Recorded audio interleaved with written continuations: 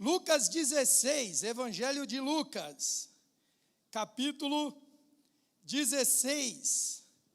Nós vamos ler dos versos 19 ao 31. Aqui nós temos uma das parábolas de Jesus. Jesus ensinou bastante ao longo do seu ministério através de parábolas. E essa é uma delas.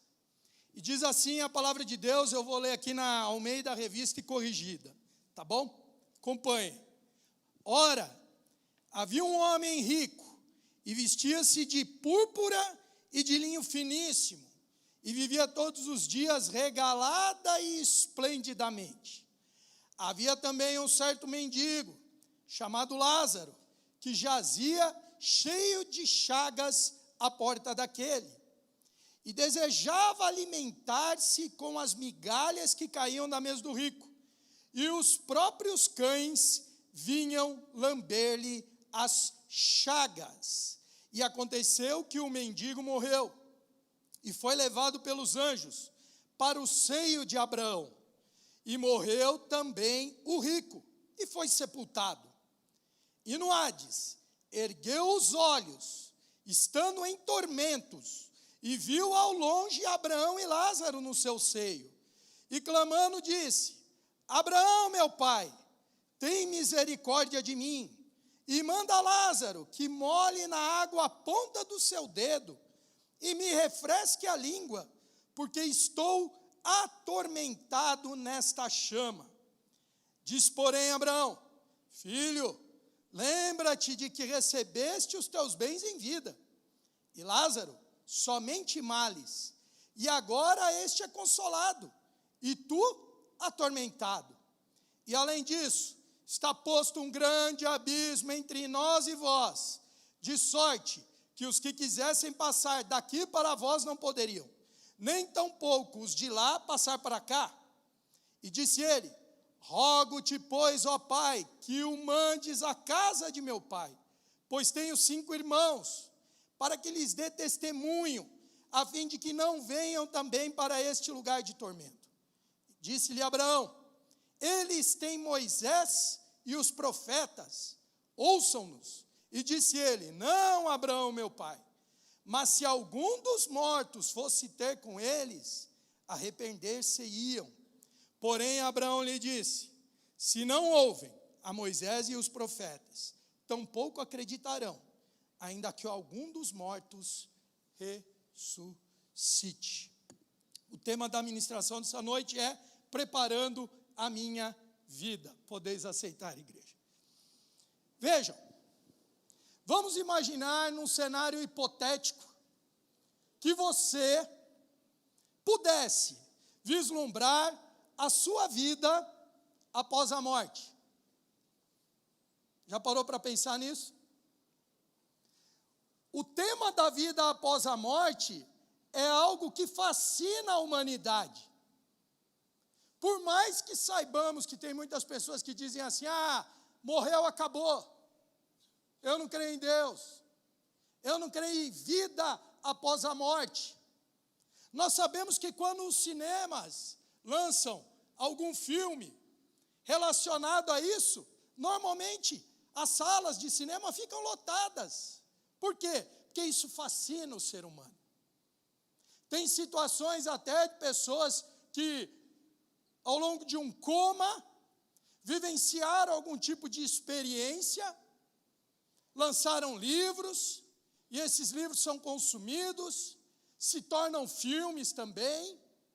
Ou seja, há uma fascinação em relação ao tema, vida após a morte. Mas voltando à experiência ou à oportunidade hipotética que eu coloquei para vocês agora há pouco, imagine que você pudesse ver a sua vida após ela se encerrar aqui e você partir. Pergunto para a sua reflexão inicial: será que o que você ia ver lá do outro lado ia te agradar? A pergunta ela é pertinente, sabe por quê? Porque as decisões que nós tomamos aqui, elas repercutem no pós-morte. Vejam, nós estamos vendo ou lendo uma parábola onde nós temos claramente dois destinos. E a decisão de um implicou num resultado de vida pós-morte distinto do outro. Você não deve ler esse texto e interpretar assim: o rico foi para o inferno porque ele era rico. E o Lázaro, que é o único que tem nome, né? O rico não tem nome. Mas o Lázaro tem nome e ele vai para o céu. Ele foi para o céu porque ele era pobre. Não. É errado você interpretar assim. Por quê? Porque tem uma terceira figura, um terceiro personagem nessa história, nessa parábola, que é Abraão. E Abraão era muito rico. E ele também está nos céus. Então já cai por terra essa interpretação errônea.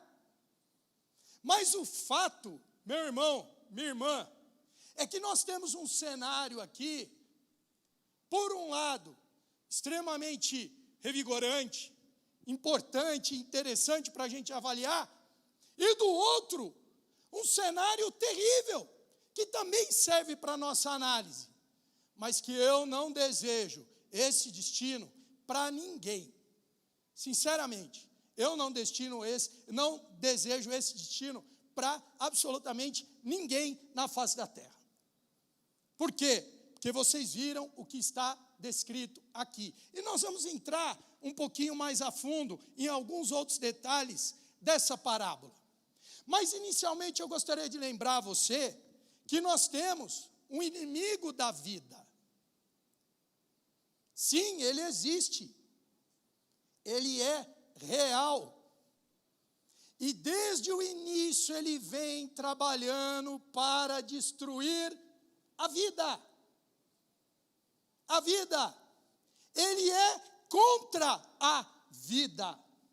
E ele é real. E olha só que interessante, enquanto eu preparava essa ministração, eu avaliei o Antigo Testamento.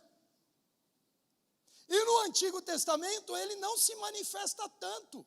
Por quê? Porque ele sai ganhando. E quase que ele ganha de goleada. Quase. Se você for analisar o Antigo Testamento, você vai ver que ele aparece apenas algumas vezes de maneira personificada. Ele aparece em Gênesis como uma serpente.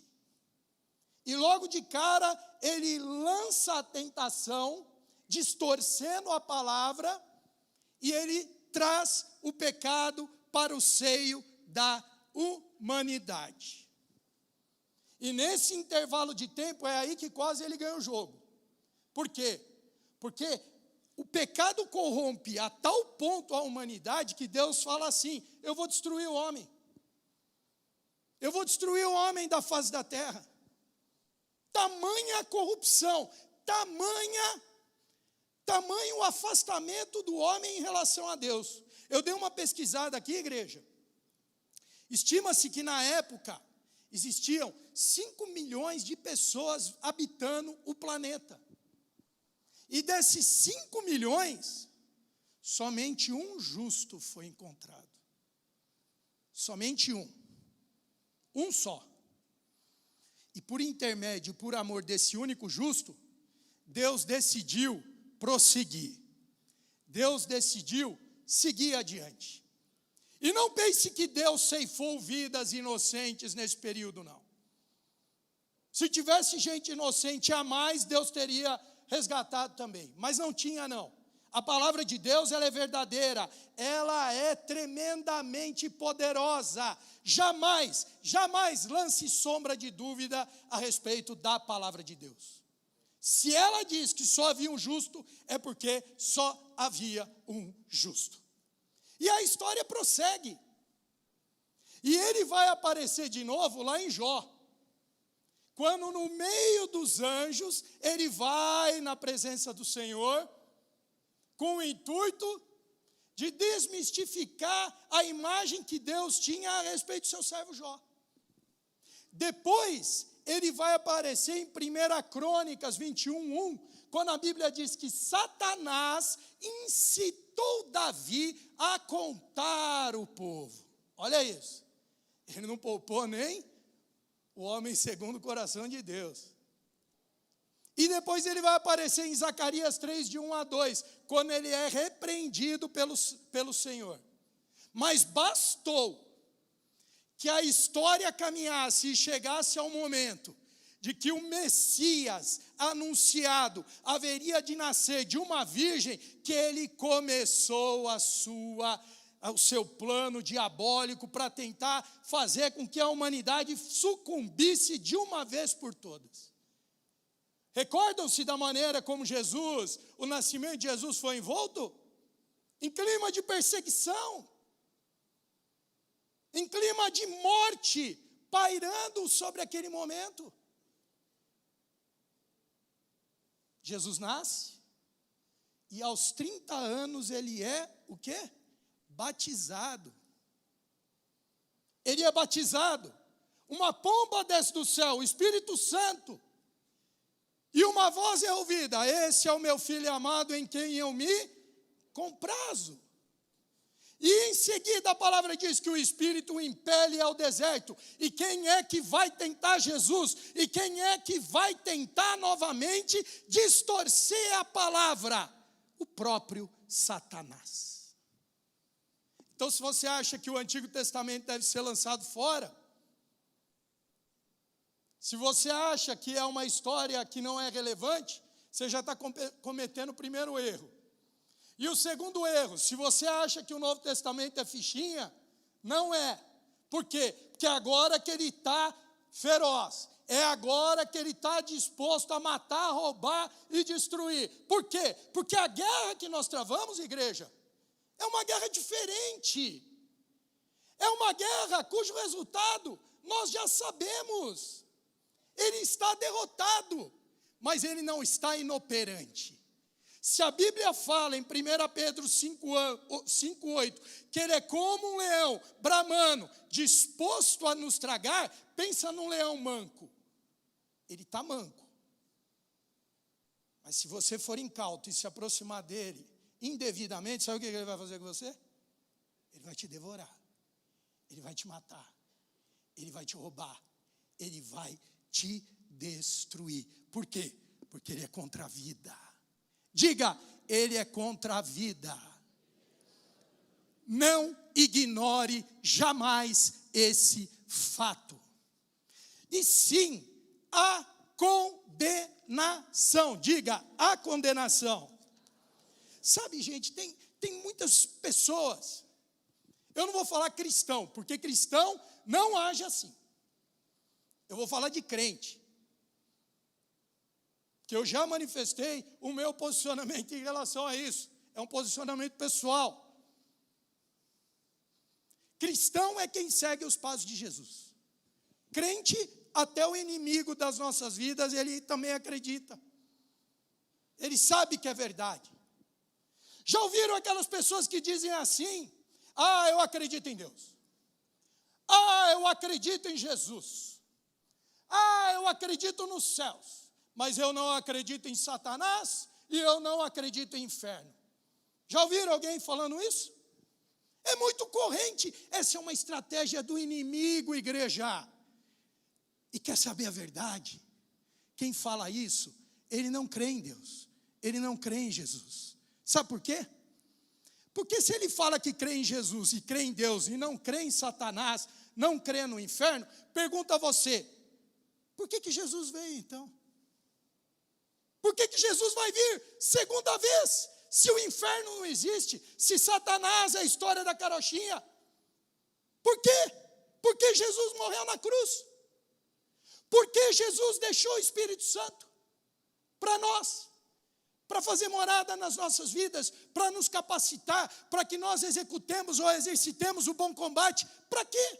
Então, já invalidou Jesus, já invalidou o Espírito Santo, já invalidou a palavra que em Marcos 16:16 diz assim: quem crê em Jesus será salvo. Quem não crê em Jesus está Condenado. Já invalidou a palavra. Invalidou a palavra, invalidou Jesus, invalidou o Espírito Santo.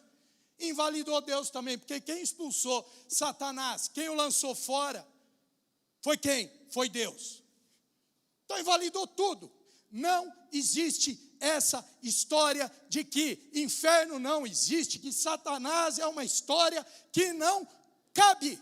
Isso é mentira, isso é artimanha do mal. E cristão vigilante, cristão que domina a palavra, cristão que sai em combate, sabe defender a sua posição e sabe lançar fora toda a cilada do mal, toda a artimanha do maligno, todo esse pacote de imundície cai por terra em nome de Jesus quando é confrontado um cristão genuíno para a honra e glória do Senhor. Então a condenação é verdadeira. Eu falei em Marcos 16, mas vá lá em Gálatas. Vamos analisar. Carta de apóstolo Paulo aos Gálatas. 6, 7 a 10. Gálatas 6, 7 a 10.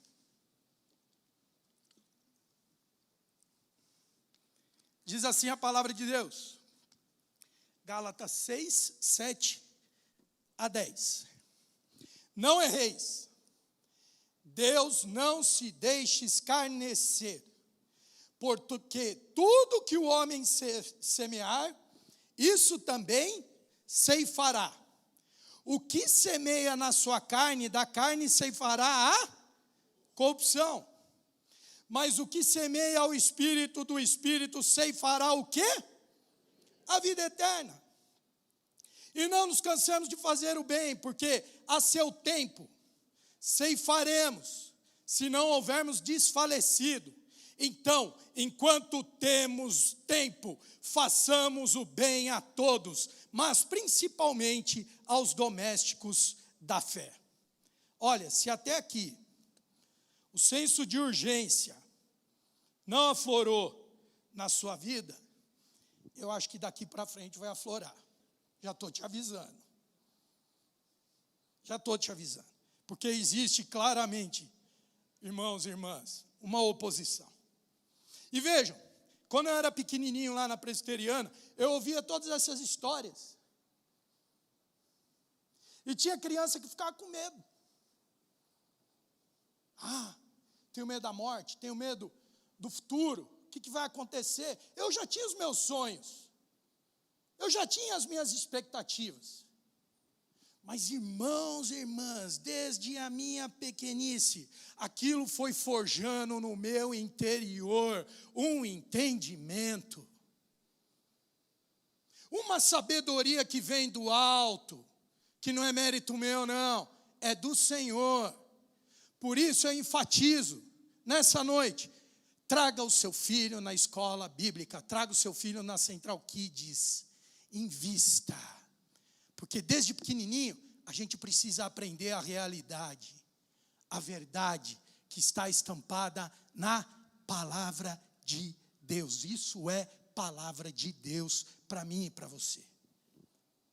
Não tema discutir esse tipo de assunto, porque se fala muito em sexualidade nos dias atuais. Se fala muito em temas correntes e presentes da atualidade.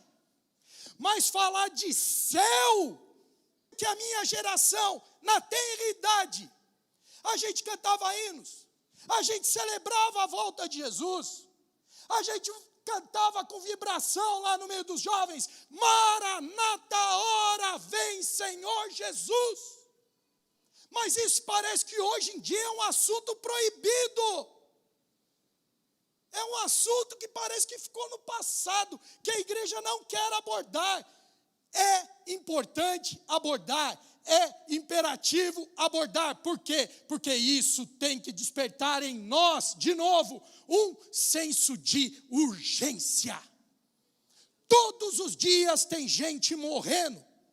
Todos os dias tem pessoas partindo para a eternidade e nem sempre pessoas do nosso meio, pessoas do nosso conhecimento, pior, pessoas da nossa família estão partindo sem Jesus, estão indo para a condenação, enquanto nós estamos envoltos nos nossos próprios problemas, nas nossas próprias situações, nos nossos próprios dilemas. É importante que a igreja acorde. Jesus está às portas, eu não tenho dúvida em afirmar isso. A volta de Jesus não tarda, meu irmão, minha irmã. A vitória é nossa, ela está completa, mas nós precisamos saquear o inferno. Nós precisamos fazer com que o inimigo das nossas vidas bata em retirada dos nossos lares, das nossas famílias, dos nossos amigos. É necessário que nós plantemos a bandeira do genuíno cristão e digamos assim: não vamos aceitar afronta nessa casa, não vamos aceitar mentiras. Por quê? Porque o Senhor é conosco. Nós vamos triunfar para a honra e glória dEle. Igreja, vejam, percebam o que esse morto fala.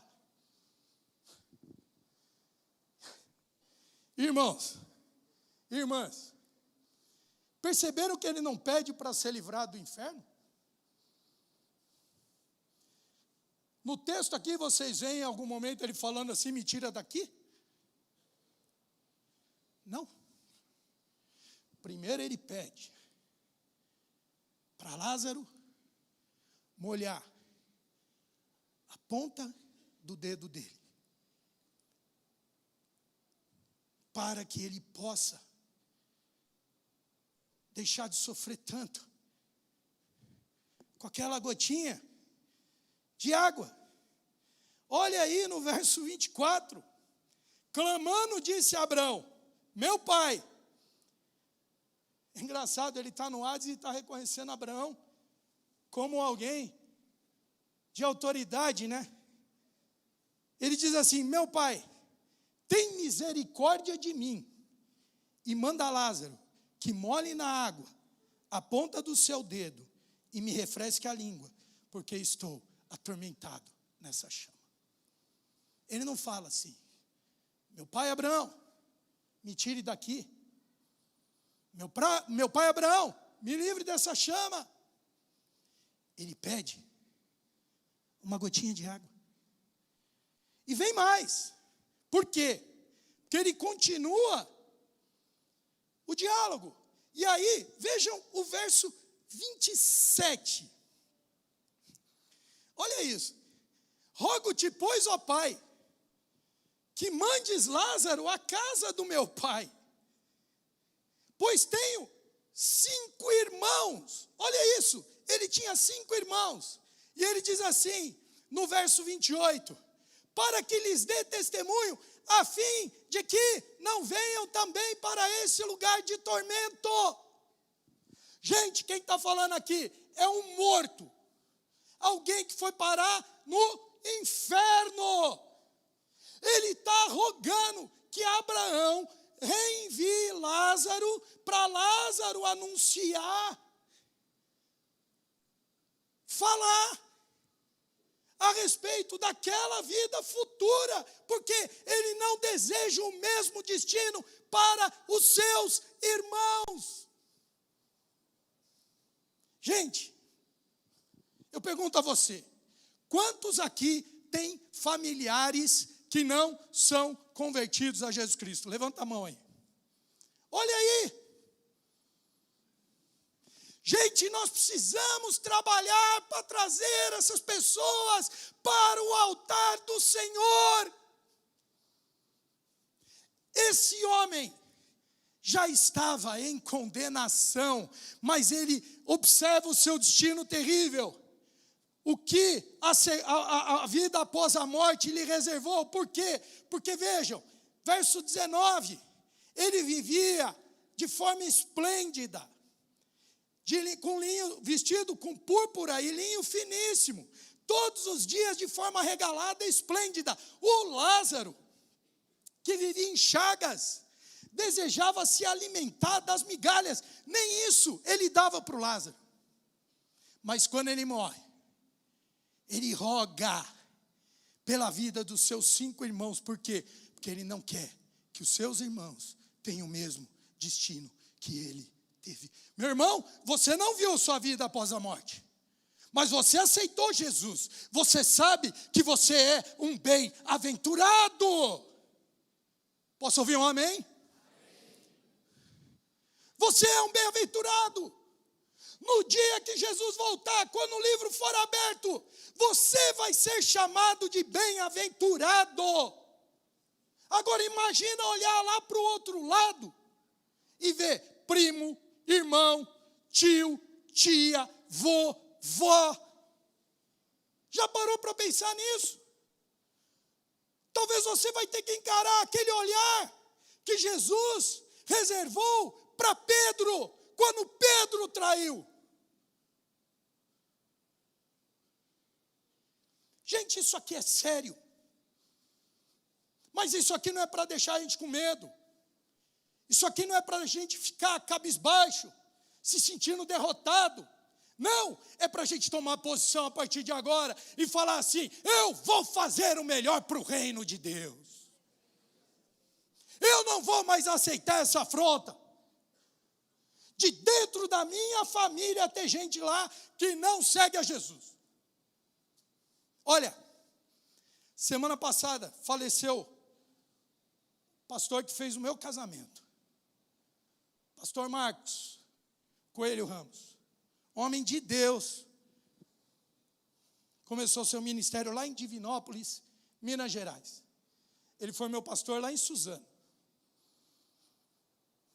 E ele era um pastor bem diferentão na época.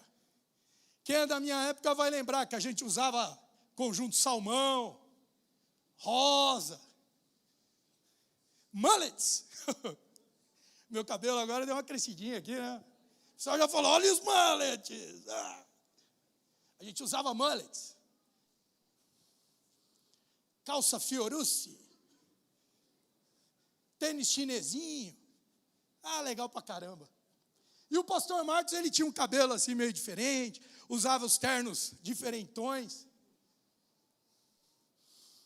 E ele esteve lá na igreja, na primeira igreja batista de Suzano, justamente na época que a minha família estava sofrendo uma guinada. Porque minha avó, uma incansável mulher de Deus, todo domingo, café da tarde, estava lá minha avó falando para o meu pai: Sebastião, quando você vai na igreja, meu filho? E aquilo ela vivia falando, e eu uma vez falei: vó, por que a senhora pergunta tanto? Acho que meu pai não vai. Mas meu tio começou a me levar. E eu era pequenininho, aí eu fui crescendo e eu aceitei Jesus. Aceitei Jesus. Meu pai não era, minha mãe não era, meus irmãos não eram, minha irmã não era, mas eu aceitei Jesus. Saí às vezes no domingo com frio, chovendo. Meu pai está lá deitado no sofá assistindo os Trapalhões. E aí, eu só falava assim, eu saía do quarto todo arrumado, falava assim: e aí, alguém está querendo ir na igreja? Ficava aquele cri, cri, cri, cri, cri, cri. Não respondia nada. Meu batismo, ninguém foi. Mas aí minha irmã também aceitou Jesus. E minha irmã era caçula. E minha irmã tinha umas técnicas bem diferentes das minhas. Minha irmã pegava meu pai e minha mãe e falava: vamos para a igreja. Pequenininha, caçulinha. Aí é mais difícil, né? Recusar. Mas nesse intervalo de tempo, tanto a igreja batista quanto a igreja presbiteriana estavam intercedendo pela minha família. E eu jamais vou esquecer isso, igreja. Jamais. Porque eu tinha vida errante. Eu era daqueles que sumia alguns domingos, aparecia outros. Mas a igreja, toda vez que me via, os irmãos e as irmãs falavam assim: estamos intercedendo pela sua família. E foi o reverendo Francisco da Presbiteriana, foi visitar minha família. E o pastor Marcos também foi lá, e eu lembrei disso com muita gratidão. No dia que eu soube que ele tinha falecido, além dele ter feito meu casamento, obviamente. Coloquei lá no Facebook uma mensagem. Eu falei assim, um homem de Deus que visitou a minha família num momento decisivo. E o dia que meu pai me chamou e disse assim, Eduardo, eu e sua mãe tomamos uma decisão. Nós aceitamos a Jesus. Só tem um detalhe, nós não vamos na sua igreja, nós vamos na presbiteriana. Pergunta se eu fiquei bravo, chateado, se eu saí chutando alguma coisa. Não, igreja, eu celebrei. Eu glorifiquei a Deus. Eu louvei ao Senhor porque as portas dos céus estavam abertas para receber meu pai, minha falecida mãe agora, desde 2016. E nisso vai meu irmão mais velho, vai meu irmão mais novo. E hoje todos são do Senhor. Casei com uma mulher convertida. Minha filha está nos caminhos do Senhor. Seu namorado está frequentando aqui a nossa igreja. Já tomou uma decisão por Jesus no culto do Homens de Honra. E vocês acham que o inimigo está feliz? Vocês acham que o inimigo não vai tentar lançar flechas, armaciladas, tentar promover a discórdia, tentar promover a separação, a ruína? Pode ter certeza que ele vai. Mas pode ter certeza também que do lado de cá, ele vai encontrar alguém preparado, ungido, transformado pelo poder do sangue de Jesus. É nessa vibração, é nessa fé, é nessa unção que você tem que bater posição. E você tem que declarar, eu sou soldado, eu pertenço e faço parte aos exércitos do Deus vivo. E esse inimigo vai cair por terra em nome de Jesus. E eu vou ver a minha casa, eu vou ver a minha família, eu vou ver o que são os meus chegados, eu vou falar de Jesus, eu vou testemunhar em fé, e todos vão vir para o Senhor, para a honra e glória dEle. Meu irmão, minha irmã, é tempo de nós prepararmos a vida. É tempo de nós celebrarmos as conquistas. É tempo de nós derrotarmos definitivamente Satanás. É tempo dele bater em retirada com as hostes do mal. Por quê? Porque nós vamos avançar para a honra e glória do Senhor. Você tem essa disposição? Você tem essa disposição? Vejam. Vocês acham que adiantaria eu, pelos meus próprios esforços, eu tentar fazer tudo sozinho? A luta de vocês tem que ser a nossa luta. A luta de cada família tem que ser sustentada, como eu disse para vocês. A igreja estava em oração, os pastores estavam mobilizados. E no reino espiritual, tudo começou a acontecer para a honra e glória do Senhor. É tempo de nós avançarmos. João 10, 10 a 11. João 10, 10 a 11.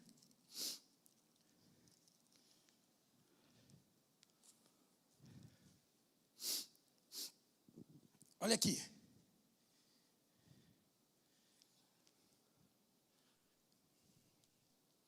Talvez a gente possa ler um pouquinho antes. A partir do 7. Vejam que aqui Jesus havia contado uma outra parábola. E a Bíblia diz assim no verso 6. Jesus disse-lhes essa parábola, mas eles não entenderam o que lhes dizia. Tem muita gente que não está entendendo até hoje. Mas aí ele torna a avançar e ele diz assim: em verdade vos digo que eu sou, verso 7, eu sou a porta das ovelhas. Todos quantos vieram antes de mim são ladrões e salteadores, mas as ovelhas não os ouviram. Eu sou a porta.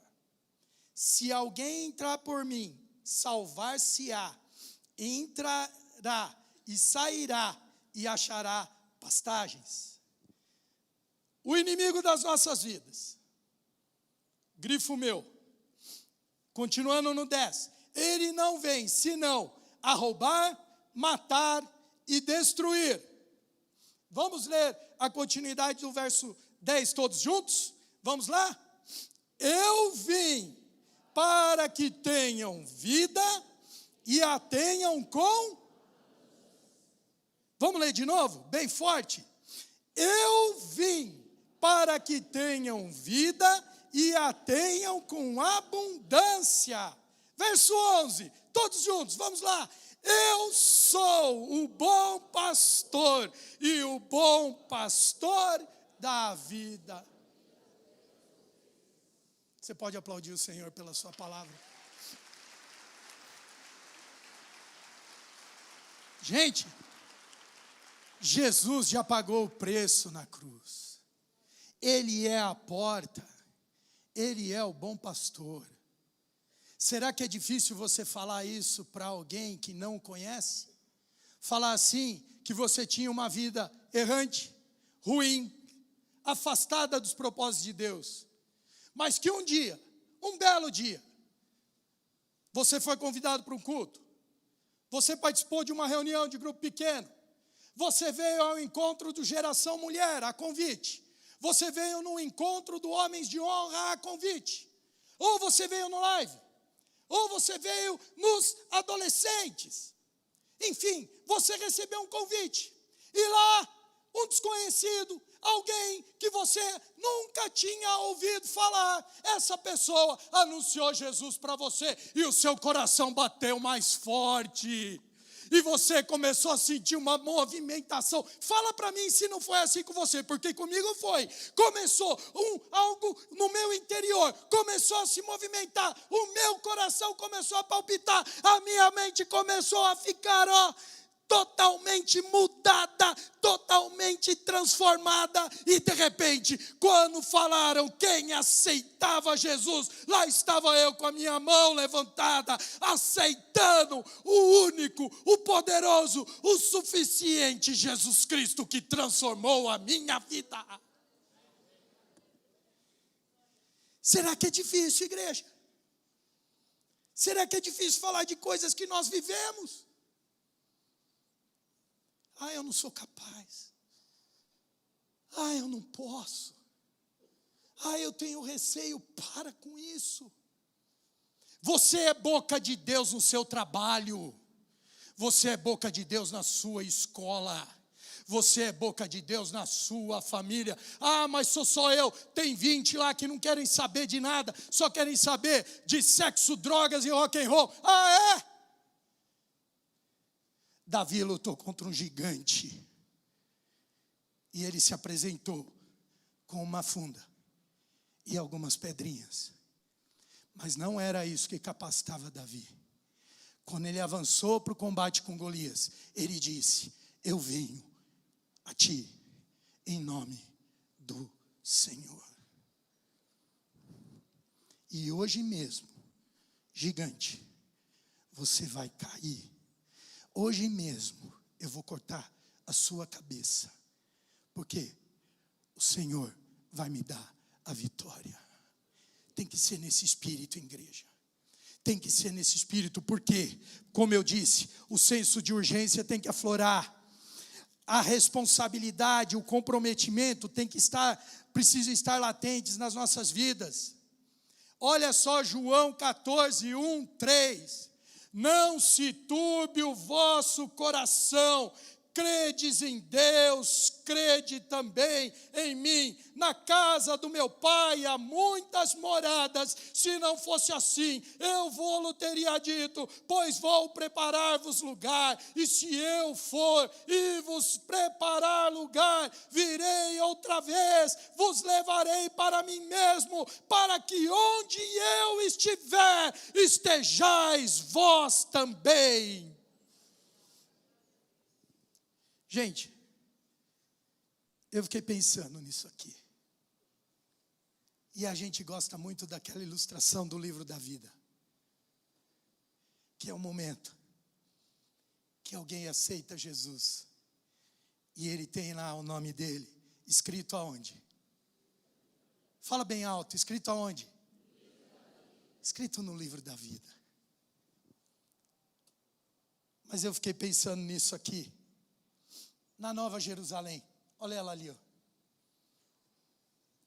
Aqui não vai haver pranto, não vai haver mais doença, não vai haver mais ranger de dentes, não vai haver mais o mal para atormentar as nossas vidas. Apocalipse 21 descreve a Nova Jerusalém como um lugar tremendo, maravilhoso e poderoso. É o lugar onde Jesus está preparando morada para mim e para você. Agora pensa nisso. Pensa naquele teu parente que não quer saber de Deus, que não quer saber de Jesus. Pensa nele agora. Pensa naquele amigo mais debochado, que gosta de pegar no seu pé porque você é cristão. Pensa naquela pessoa debochada, que gosta de ficar fazendo piadinhas e sempre lançar alguma na sua direção. Pense em alguém que é ateu. Pense em alguém que está aí, ó, agora, na industrial, perdido, corrompido com o pecado da prostituição. Pensa em alguém que as pessoas afirmam, esse não tem mais jeito. Outro dia eu falava sobre a bruxa da Cracolândia, aquela mulher que nós vimos na IBC, lá na antiga sede, testemunhando, que ela escapava, que ela fugia quando ela ouvia alguém anunciar, os camisas amarelas da Cristolândia estão chegando, e ela fugia, ela entrava em buraco, ela simplesmente não queria ficar ali. Por quê? Porque o inimigo a atormentava. E um belo dia, quando anunciaram, lá vem os camisas amarelas, quando ela virou, ela se deparou com uma jovem. E ela disse que aquela jovem não falou nada, só deu um abraço nela. Do jeito que ela estava, fedida, maltrapilha, drogada, ela só recebeu um abraço. Um abraço. E com o abraço vieram as lágrimas. E com o abraço veio o convite e ela aceitou para ir lá na sede da Cristolândia. Com aquele abraço, ela tomou banho. Com aquele abraço, ela trocou de roupa. Com aquele abraço, ela cortou o cabelo. Com aquele abraço, fizeram o apelo e ela aceitou Jesus. E ela não era mais a bruxa da Cristolândia. Ela se reconciliou com a sua família. Ela descobriu que ela tinha netos e netas. Ela estava aprendendo a falar hebraico porque ela queria ser missionária. E ela se tornou uma missionária para a honra e glória do Senhor. Agora pense em todos esses que eu citei, que estão aí convivendo com você. E eu te desafio, meu irmão e minha irmã, será que eles não merecem ouvir falar de Jesus por intermédio de você? Você se sente desafiado nessa noite a dar um passo de fé e afirmar, eu vou ser boca de Deus, eu vou avançar, eu vou testemunhar, eu vou exercitar o ídio, eu vou ganhar vidas para Jesus. Será que não dá? Para a bruxa da Cracolândia deu. Para esse que vos fala, eu acho que deu, né? Analisa a sua vida pregressa. Deu certo ou não deu essa coisa de Jesus? Hã? Qual o caminho que você estava seguindo? Algum abençoado, alguma abençoada foi lá e falou para você. Está sem esperança? Você não está mais com força para viver? Você não tem mais disposição para caminhar nessa vida? Você está atolado em dívidas? Você está desempregado? Você perdeu entes queridos? Você está sendo desprezado porque você cometeu um pecado? É tudo isso aí? Pois saiba, eu conheço alguém que pode dar nova esperança para a sua vida, e o nome dele é Jesus. O nome dele é Jesus. Diga, o nome dele é Jesus. Esse nome, igreja, é o nome sobre todo nome. É o quem advoga por nós. É quem está preparando morada. Agora pensa nessa cena. Você fala, a pessoa aceita, e de repente explode uma festa no céu. Tenta pensar nessa imagem, igreja. Explode uma festa no céu. Por quê? Porque alguém aceitou Jesus por intermédio da sua vida. Pensa Jesus chamando um dos anjos. Vem cá, meu filho. Está aqui a plaquinha. Eu estou escrevendo aqui o nome dessa pessoa, porque ela vai habitar um lugar celestial na Nova Jerusalém. Tudo isso pode acontecer através da minha vida, através da tua vida. Quem está disposto a dar esse passo de fé nessa noite? Você que está levantando a mão, começa a vir para frente. Começa a vir para frente, igreja. Quem está levantando a mão timidamente, quem está aceitando o desafio, quem ainda não sabe muito bem se vai ou não vai, vem para cá. Vamos começar. Vamos começar a oração. Sabe, minha mãe, uma mulher sábia, de pouca instrução. Às vezes eu me vejo pensando nela. Dia das Mães principalmente, né? Minha mãe não era muito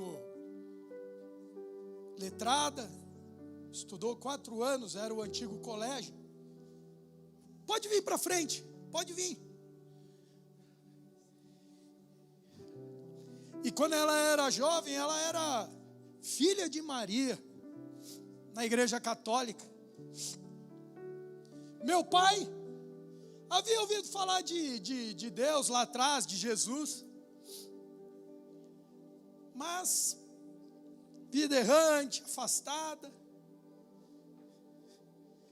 Depois que eles aceitaram, as coisas mudaram lá em casa, igreja. E eu me lembro do compromisso da minha mãe com as coisas de Deus. Compromisso que superava o meu compromisso. Pasmem, eu já há mais tempo na igreja. E eles tinham um compromisso muito maior comigo. Muito maior do que o que eu tinha. E a gente vê como Deus pode transformar histórias e trajetórias. E eu vendo meu pai e minha mãe tomando uma decisão que eu já tinha tomado. E muito mais velhos do que eu, assumindo que eles precisavam, que eles tinham uma necessidade. Eles eram felizes, eram um casal, sabe, comprometido um com o outro. Mas eles sabiam que faltava alguma coisa. Meu irmão, minha irmã, você que está aí sentado, quero te dizer, está faltando alguma coisa para alguém que você conhece. Você já parou para pensar? Quantas pessoas estão ao seu redor que confidenciam problemas familiares, situações de traição, situações de infidelidade, situações de morte, desejando mal para o cônjuge, pessoas que têm os filhos enraizados na droga, no vício. pessoas com as quais você não fala, há muito tempo. Por quê? Porque você teve uma discórdia, porque você se desentendeu. Mas hoje você conhece Jesus, e você sabe que você foi perdoado por uma ofensa, por um pecado que você jamais teria condições de pagar o preço. Mas você foi perdoado. Diga, eu fui perdoado. Será que hoje não é o dia de você dar um passo de fé e falar: eu vou procurar aquela pessoa com a qual eu não falo há muitos anos, e eu vou dizer para ela que eu a perdoo, que Cristo a ama, que eu a amo, que eu sou convertido, que eu sou transformado, que eu sou redimido pelo sangue de Jesus? Será que isso não vai fazer diferença nos seus relacionamentos? Será que isso não vai fazer você dar um passo além? Venha, não vai doer, não vai machucar, não vai ser ofensivo, ninguém vai ficar olhando para você de lado, está com problema. Não, nós somos uma família bem ajustada, totalmente ligada, unida, vivendo em amor. Não é assim que aquele cântico diz? A gente está aqui, preparado para sustentar uns aos outros em oração. Eu já vejo aqui os pastores, eu já vejo aqui, o pessoal preparado para te receber, para te dar um abraço, para dizer que aquilo que está doendo no seu coração, dói no nosso também. E eu estou aqui em cima falando, mas eu sei que eu preciso acertar 1 milhão de coisas. Eu preciso levar esse senso de urgência para os meus relacionamentos, para o meu dia a dia. Sabe por quê? Porque se eu não for lá, talvez o inimigo chegue antes. Talvez o inimigo faça um estrago ainda maior. Talvez aconteça uma situação de ruptura que não vai ser fácil resolver. Ou talvez se torne impossível de resolver. Uma separação, por exemplo.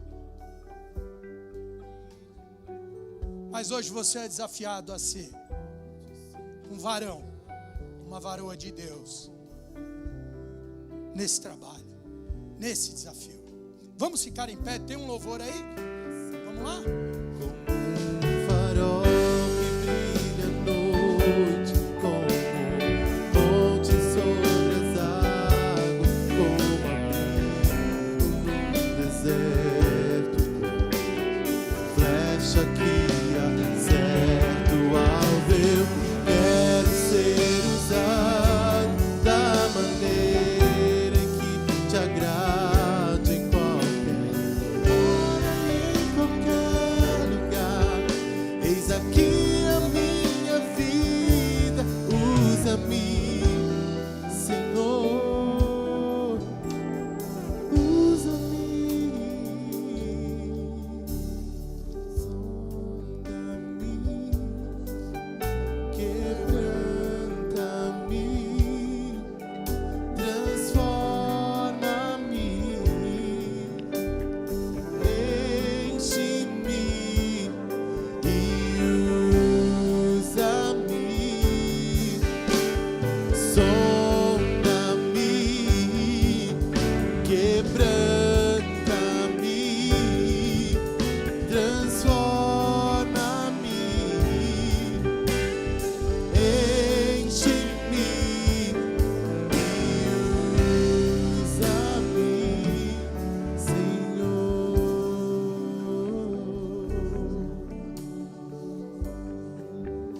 Eu vou ler de novo o início da parábola.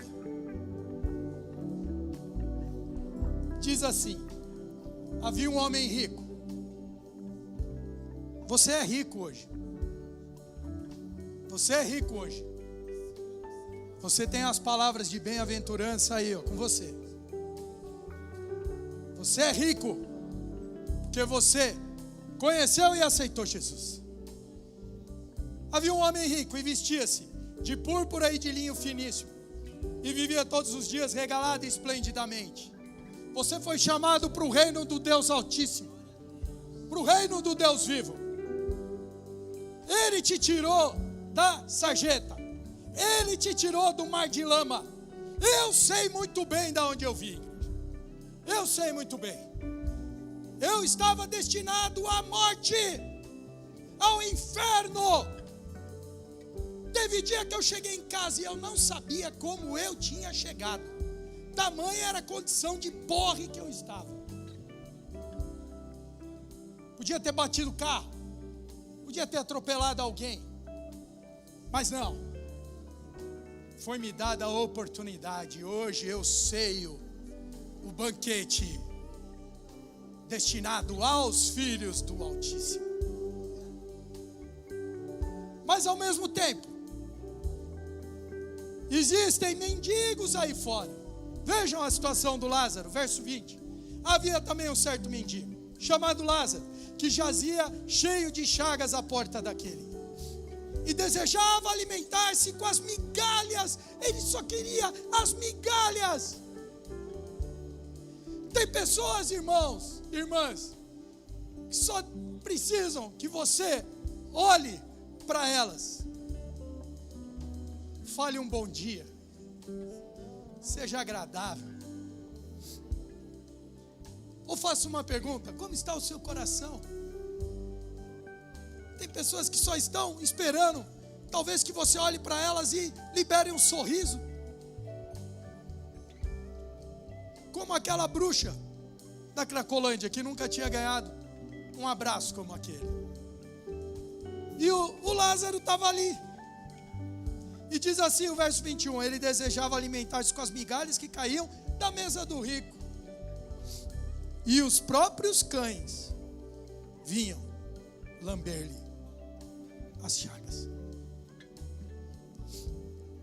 Eu aceito o desafio.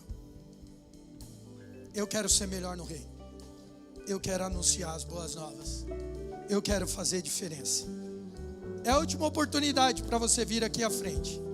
Se você aceita esse desafio, pela última vez nessa noite, eu te chamo a se somar aqui conosco, a vir à frente, vir no altar e falar: estou pronto, quero ser usado, como que nós cantamos aqui. Quero ser usado. Como eu vou ser usado? Não sei. Eu não sei absolutamente como eu vou ser usado, mas eu quero ser usado para promover a transformação da vida de pessoas nessa cidade, no meu bairro, onde eu moro, onde eu estudo, onde eu trabalho. Eu quero ser um instrumento nas mãos do Deus Altíssimo, porque do meu lado ninguém vai viver sem ouvir falar de Jesus. Ninguém vai viver do meu lado sem saber que eu sou transformado pelo sangue do Cordeiro, que eu fui alcançado. Eu não vou ser mais um agente secreto. Eu não vou ser. As pessoas vão saber que eu sou o portador de boas novas, que eu levo adiante as boas novas do Evangelho. Vamos orar. Vamos orar. Eu imagino que tem pessoas aqui que estão com familiares afastados, com amigos, com entes queridos, talvez pessoas que estão nos hospitais, lá no leito de um hospital, esperando um bem-aventurado que vá visitá-lo, que vá falar palavras de esperança, de transformação. Enfim, pode ser que seja hoje mesmo que você seja chamado para anunciar as boas novas, não sei. Mas eu vou orar. Deus, nessa noite, Pai, talvez a palavra tenha começado de uma maneira bem difícil, Senhor. E Tu sabes, Pai, Tu sabes. Eu não estou pregando nada aqui que tenha surgido do meu coração, da minha mente, não.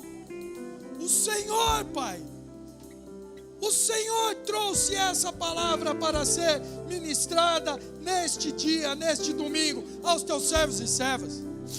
O Senhor sabe, o Senhor conhece o coração de cada um.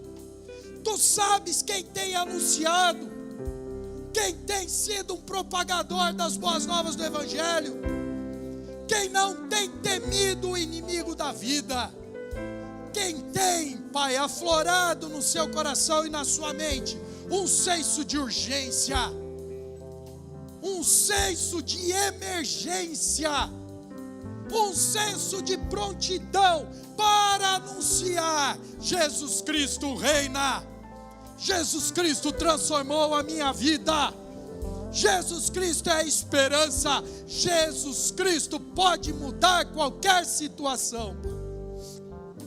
Ah, Deus, nessa noite eu me junto aos meus irmãos e irmãs. Nessa noite, Pai, eu coloco a minha vida diante do Teu altar, porque eu tenho falhado, eu tenho errado, meu Pai. Muitas vezes eu tenho me calado. Aquela ousadia, aquela disposição muitas vezes não tem acontecido no tempo presente. Mas eu quero dizer, Pai, para o Senhor: tem misericórdia da minha vida, tem misericórdia das nossas vidas, porque pessoas estão morrendo, pessoas estão partindo sem ouvir falar do Teu nome, sem terem a oportunidade de aceitarem ao Senhor. Eu estou me banqueteando todos os dias, e eu preciso compartilhar, eu preciso levar essa palavra aos cativos, eu preciso ser alguém que vai contribuir para que os exércitos do mal caiam, saiam em retirada para a honra e glória do Teu nome, Pai. Dá-me essa ousadia, meu Pai, dá-me essa força, meu Pai, encha-me com o Espírito Santo, Senhor, para que eu não tema o que eu vou responder, aquilo que vão me ver, a forma como vão me ver. Não, Senhor, que eu tenha certeza, ao término do dia, que eu fui um servo genuíno, que eu fui um cristão autêntico, em cada situação que eu vivenciei, no meu trabalho, no trânsito, onde quer que eu coloquei a planta dos meus pés. Ah, Deus, aqueles que possuem entes queridos, talvez filhos, talvez tios, tias, talvez um pai e uma mãe desgarrado, que ainda não te conhece. Usa, Pai, o Teu servo, a Tua serva no seu lar. E se há confusão, se há discórdia, se há tormenta plantada por Satanás, que a luz que irradia, Pai, do nosso interior, que as águas vivas da palavra, elas fluam, Pai, do nosso interior, para começar a transformar a nossa casa, transformar o ambiente, fazer com que o inimigo bata em retirada em nome de Jesus. Que, Pai, onde as trevas estão habitando, a luz que está conosco, ela possa começar a brilhar, e a intensidade dela vai aumentando, aumentando, aumentando, no sentido de que as trevas se dissipem para a honra e glória do Teu nome, Pai. Ah, Deus, e lá, na Nova Jerusalém, se há alguém aqui aceitando a Jesus nesta noite, ah, Deus, eu sei que há festa nos céus, eu sei que há festa aqui na terra, eu sei que o Senhor já está preparando essa morada para essa nova vida, Pai. A minha morada, ela já está patenteada no Senhor. Ah, Deus, que muitos mais possam adquirir, através de Jesus, essa morada eterna, para a honra, glória e louvor do Teu santo, maravilhoso e bendito nome. É assim que eu oro, é assim que eu agradeço, no nome do pleno, poderoso, maravilhoso, amoroso e tremendo Jesus Cristo, nosso Senhor. Amém, amém, amém. Aplauda o Senhor.